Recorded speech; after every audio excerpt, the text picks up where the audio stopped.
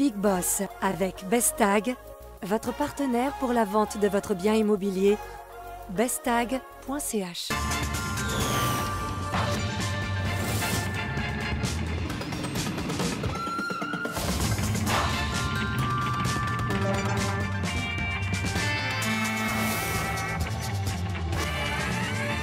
Le Big Boss est Paul Bulcke, 68 ans, président de Nestlé.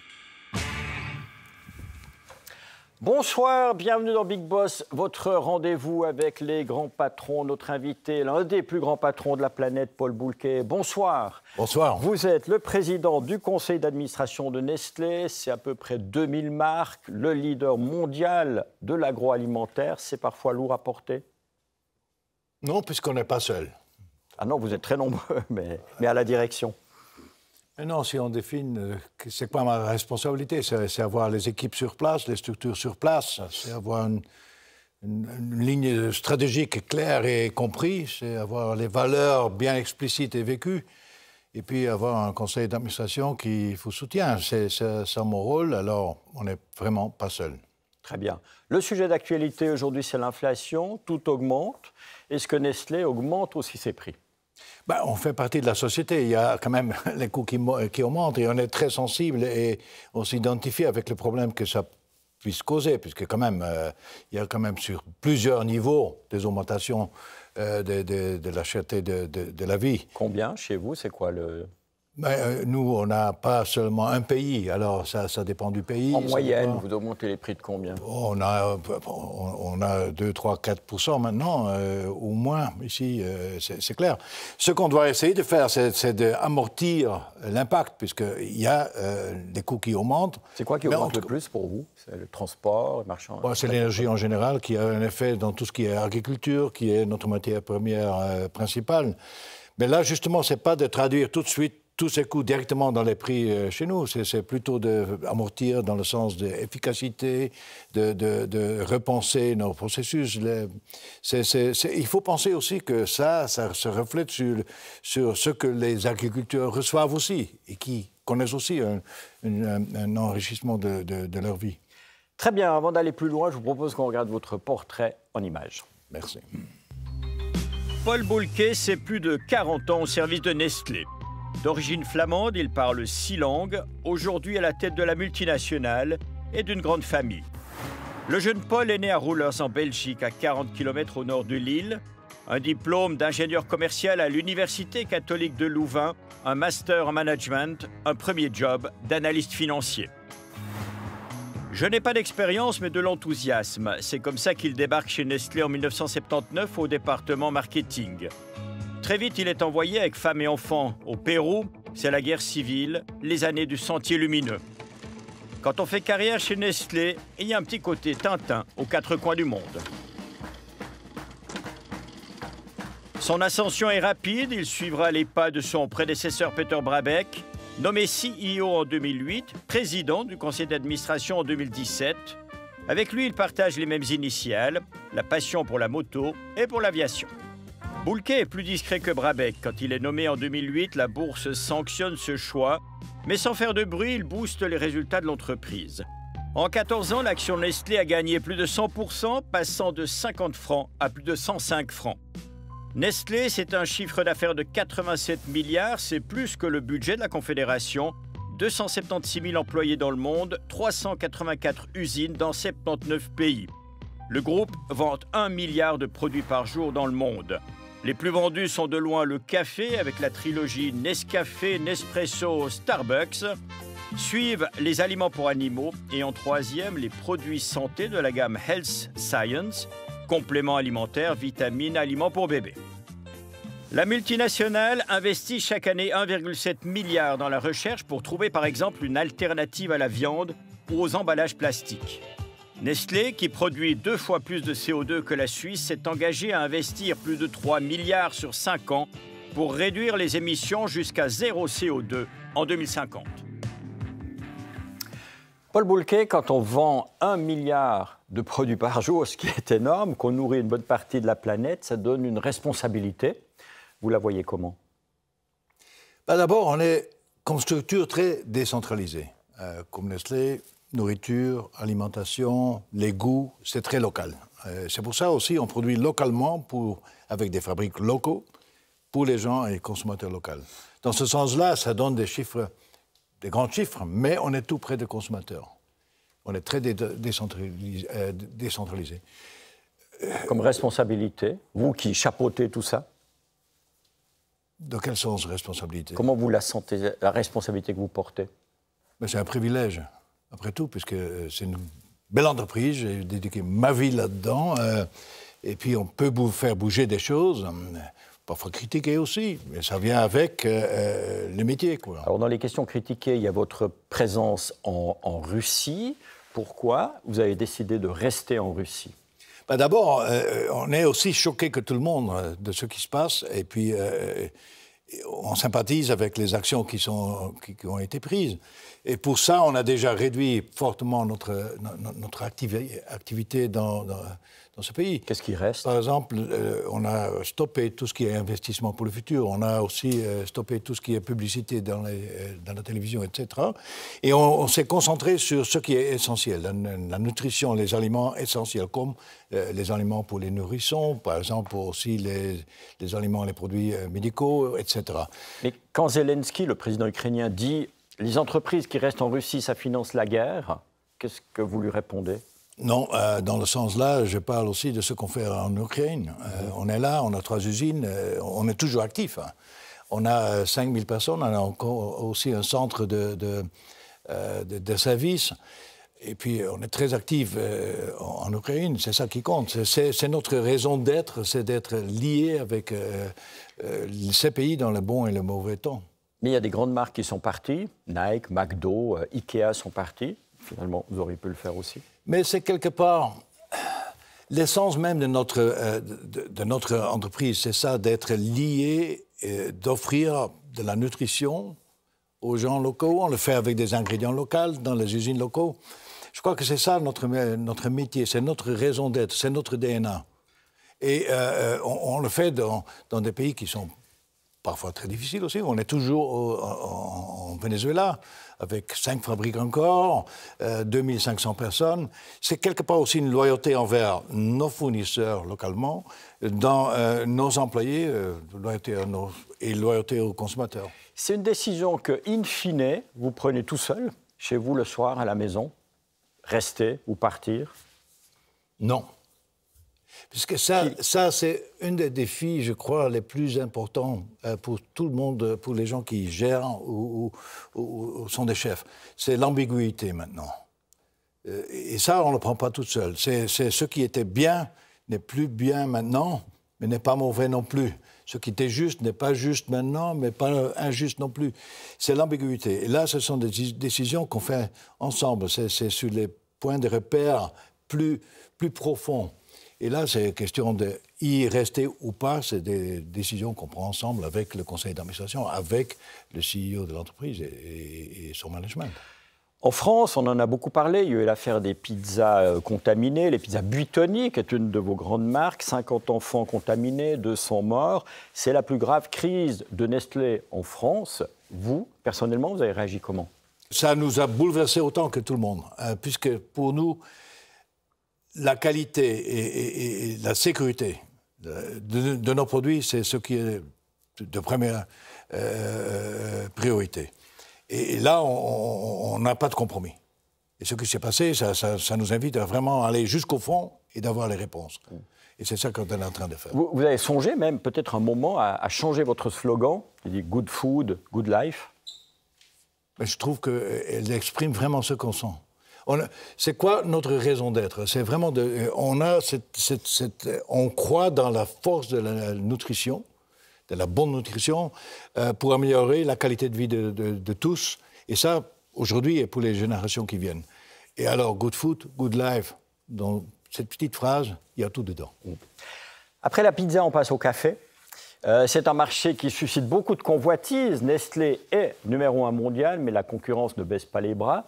À ce propos, l'une des big boss qui vous a précédé, c'est la directrice de l'assurance CSS, a une question à vous poser. À voir. Monsieur Boulquet, la boule de café de Migros, c'est une concurrence pour vous? Ça évoque quoi pour Nestlé Et pour Nespresso?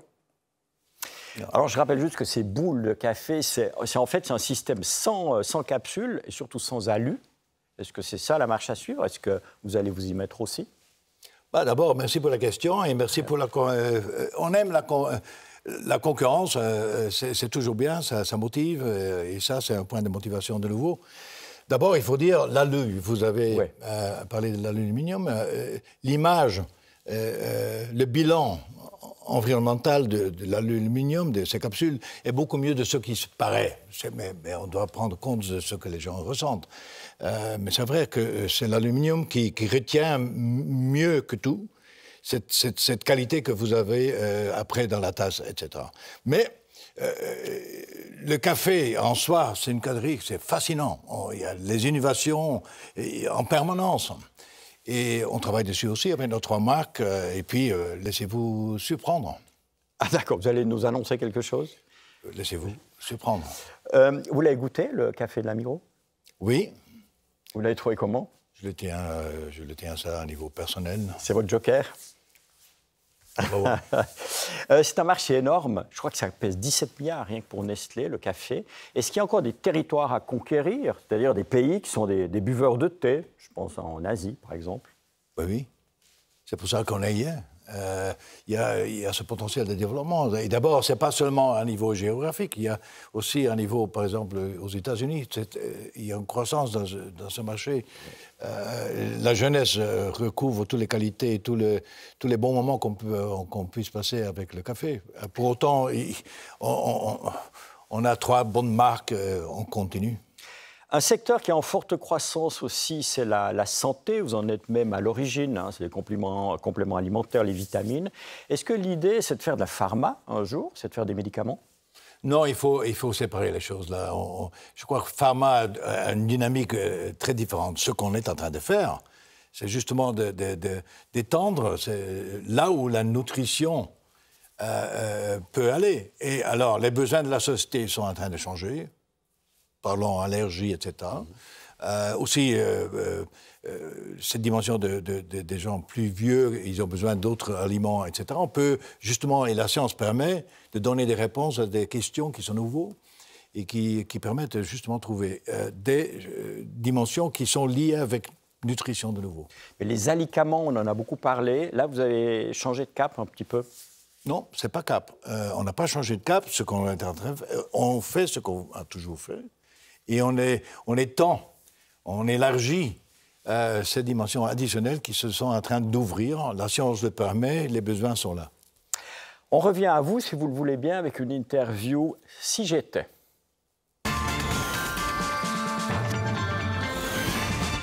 Si vous étiez président de la Confédération, M. Boulquet, le budget c'est à peu près équivalent à votre chiffre d'affaires, bien au-dessus de 80 milliards, quel serait le dossier prioritaire? D'abord, je suis heureux que je ne le suis pas. Pourquoi? C'est un autre métier. Ce n'est pas mon métier. Alors, pour dire ce que je fais, priorité pour moi, c'est de maintenir les conditions cadres de la Suisse qui sont quand même bien. J'ai vécu dans plein de pays. Il faut être conscient de ce qu'on a dans la main et de les maintenir. Comme président de la Confédération, vous auriez plus de pouvoir que comme président de Nestlé ou moins? C'est différent. C'est différent. C'est quoi pouvoir? C'est cette capacité, cette possibilité de faire bouger des choses. Et puis bon, je crois qu'à Nestlé, on est en train de bouger pas mal de choses qui sont liées avec l'environnement, les emballages, aussi de découvrir de nouvelles possibilités à niveau nutrition. C'est fantastique. Comme Elon Musk, est-ce que vous seriez tenté de racheter Twitter? Non, non, c'est pas mon genre. C'est pas votre truc? Non. Les grands patrons de la nouvelle économie investissent beaucoup dans l'immortalité. Qu'est-ce que vous en pensez? Les ambitions sont toujours bien. Là, c'est un petit peu trop. Qu'est-ce qui vous différencie de ces patrons-là, Elon Musk, Jeff Bezos et ces gens-là? Que je ne suis pas sur Twitter. Vous n'y êtes pas? Non. Non, mais c'est différent. De nouveau. Mon travail, c'est de recevoir une entreprise dans une qualité A et de le donner après qualité A+. Et pas de se perdre sur Twitter ou dans l'immortalité. C'est fantastique ce qu'ils font eux, mais c'est différent. Très bien, on s'arrête là avec la séquence, on va parler d'innovation. Nestlé collabore avec l'EPFL, avec d'autres partenaires, avec l'école hôtelière, mais a aussi son propre institut de recherche qui travaille notamment, vous l'avez dit, sur la nourriture du futur, sur les nouveaux emballages sans plastique.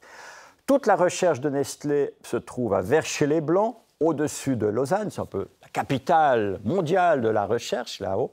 On nous a entrouvert la porte. Alain Hertig a mis un pied dedans. À Verchez-les-Blancs, c'est une maison rouge adossée à la forêt. On y vient en voiture et ceux qui vivent là gardent jalousement leurs secrets. Cette maison rouge, c'est le berceau des nouveautés de la maison Nestlé. 800 personnes y préparent en toute discrétion, dans le calme et le Nespresso, les nourritures de demain. Premier exemple, la recherche culinaire ou comment remplacer les protéines animales par des protéines végétales. Comme par exemple des ingrédients de type soja ou légumineuses. Dans ce cas-là, on essaie de remplacer les œufs dans une recette donc, de quiche qui est assez complexe et on regarde les performances de nos prototypes en termes de cuisson, mais aussi d'apparence de la recette finale et maintenant en termes de goût et de texture. Mais en gardant leur jugement pour plus tard. À première vue, ça a l'air bien, mais il y a encore du travail. Mais je garde mon commentaire pour plus tard.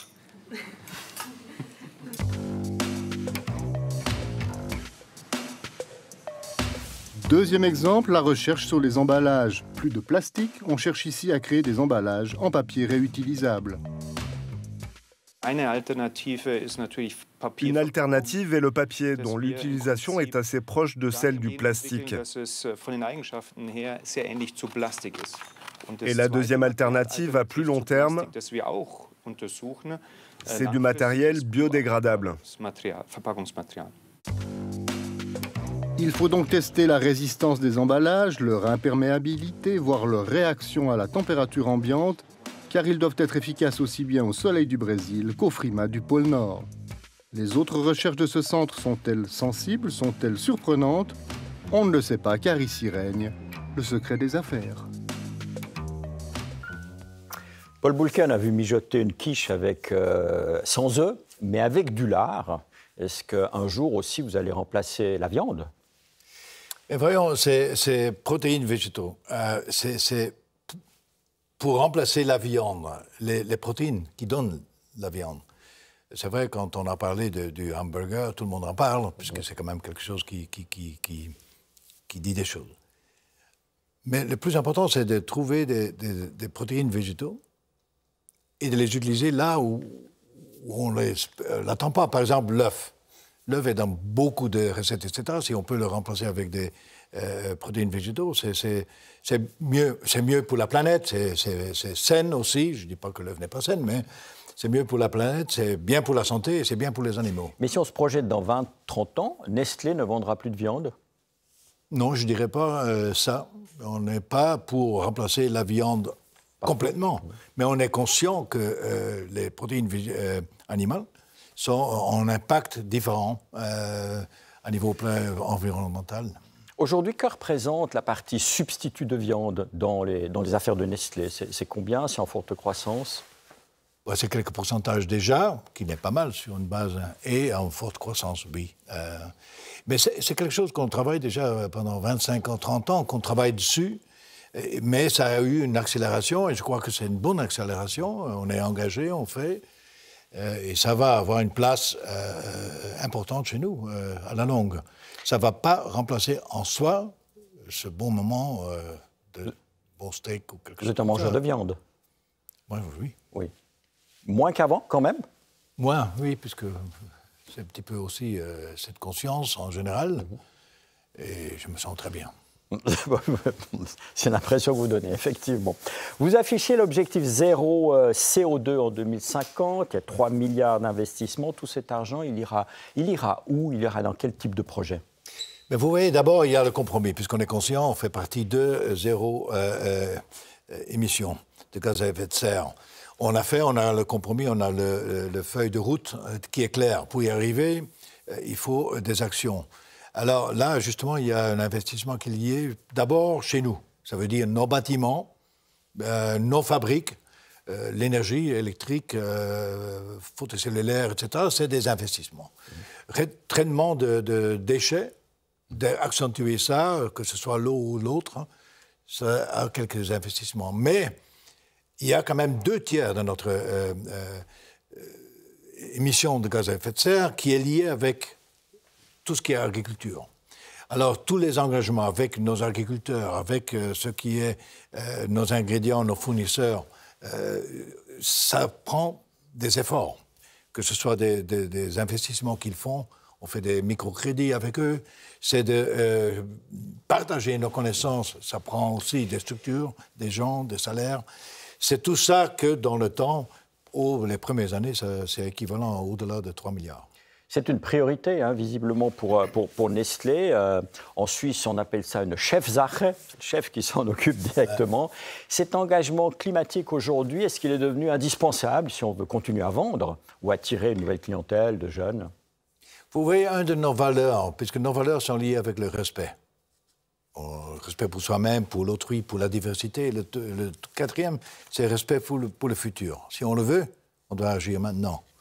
Et je crois que justement là, on peut faire bouger des choses aussi chez nous. Et c'est ça qui est un privilège. On peut avoir un impact et c'est ça qu'on veut faire. Vous pensez qu'avec sa masse critique, Nestlé a plus d'impact qu'un pays, qu'un État? Bon, ce n'est pas question de comparer, d'avoir des comparaisons. Je ne sais pas. Ça dépend de l'État d'abord. Oui, mais ce qu'on a, c'est justement nous, ce qu'on fait, nous, avec nos partenaires, mais aussi avec les autres joueurs de l'industrie, on peut faire bouger des choses, ça c'est clair. Alors, il y a un autre chapitre, c'est la pollution au plastique. Vous êtes régulièrement épinglé par les ONG. Greenpeace considère que vous êtes le 3e plus gros pollueur au monde de plastique. On a vu que vos équipes travaillent sur des alternatives. Est-ce que vous avez fixé un horizon zéro plastique, comme vous l'avez fait pour zéro CO2? Zéro plastique, on peut réduire drastiquement le plastique. Et ça, c'est... Dans tout ce qui est la question d'emballage, plastique, c'est celui qui saute vraiment à l'œil et on en parle beaucoup. On peut vraiment neutraliser beaucoup de dimensions plastiques dans nos emballages. Et c'est pour ça qu'on a le centre scientifique emballage, là, vers chez les Blancs. C'est de chercher les alternatives qui sont liées d'abord à réduire, puisque le meilleur emballage, c'est celui qui n'existe pas. Mais de réduire. On peut faire, mais c'est incroyable ce qu'on peut faire avec le papier.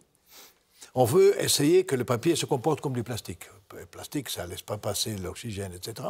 C'est possible. Alors, oui, il y a beaucoup d'espoir qu'on pourrait neutraliser une grande partie de tout ce qui est plastique. Alors, avec un horizon de temps, en 2000X, plus de plastique dans les emballages? Ou c'est un engagement que vous ne prenez pas aujourd'hui? Non, puisque pas de plastique, en général... on peut arriver presque à avoir tout recyclé, ça c'est clair, mais on va réduire drastiquement. Par exemple, tout ce qui est les pailles, qui étaient plastiques, on n'en a plus. Au niveau mondial, Nestlé n'a plus des pailles en plastique. C'est vraiment... C'est une feuille de route qu'on est en train de forcer, ça c'est clair. Est-ce que l'innovation, la recherche aujourd'hui, c'est l'impression qu'on a, elle se concentre surtout dans comment verdir le business, hein, comment être plus écolo? Oui et non. Je crois que c'est une des priorités stratégiques en général, puisqu'il y a tout ce qui est l'environnement et tout ça qui a pris une ampleur, une priorité qui est énorme. Ce n'est pas pour autant qu'on a commencé maintenant. Ça fait des années qu'on travaille dessus, mais il y a une accélération, il y a une conscientisation aussi à niveau population, etc. Ça c'est clair. Mais il y a tout ce qui est aussi à niveau nutrition, qui continue. Alors c'est cette combinaison-là de... Qu'est-ce qu'on fait et comment on le fait qu'on est en train de travailler dessus et ça prend tous les efforts qu'on est en train d'expliquer. On va parler encore des relations de Nestlé avec la Suisse. C'est un pays qui vote régulièrement sur des initiatives qui impliquent les grandes sociétés. La dernière, pour les entreprises responsables, a été rejetée par les poils. Il y en a une auparavant qui a été acceptée sur les écarts de salaire. Est-ce que Nestlé se sent bien en Suisse? Est-ce que c'est un environnement, vous l'avez dit tout à l'heure, favorable, mais est-ce que vous vous sentez vraiment bien? Oui, on se sent bien, c'est animé, ça oui. Ah oui.